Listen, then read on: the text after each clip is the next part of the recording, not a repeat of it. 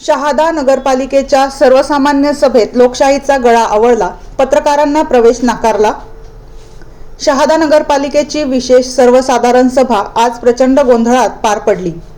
मात्र या सभेचे वार्तांकन करण्यासाठी गेलेल्या स्थानिक पत्रकारांना प्रवेशद्वारावरच अडवण्यात आले। मुख्याधिकाऱ्यांच्या आदेशाचे कारण सुरक्षा रक्षकांनी पत्रकारांना सभागृहात जाण्यापासून रोखल्याने शहरात संताप व्यक्त होत आहे। नेमकी घटना काय? आज सकाळी 11 वाजता पालिकेच्या महत्त्वपूर्ण विषयांवर चर्चा करण्यासाठी सर्वसाधारण सभेचे आयोजन करण्यात आले होते। शहरातील पाणी प्रश्न आणि रस्ते विकास यावर विरोधक सत्ताधाऱ्यांना धारेवर धरण्याची शक्यता होती। ही प्रक्रिया पारदर्शकपणे जनतेसमोर यावी यासाठी पत्रकार उपस्थित झाले होते।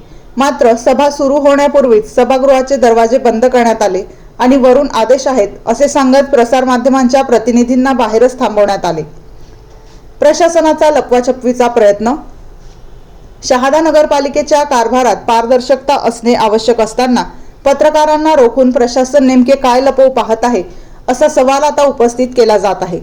सभेमध्ये होणारा भ्रष्टाचार किंवा गोंधळ चव्हाट्यावर येऊ नये म्हणूनच ही दडपशाही केल्याचा आरोप स्थानिक पत्रकार संघाने केला आहे। लोकशाहीचा चौथा स्तंभ मानल्या जाणाऱ्या पत्रकारांना सार्वजनिक सभेत प्रवेश नाकारणे हे निषेधार्ह आहे। हा जनतेचा आवाज दाबण्याचा प्रयत्न आहे। बेधडक मी मराठी न्यूज, शहादा, सुमित गिरासे।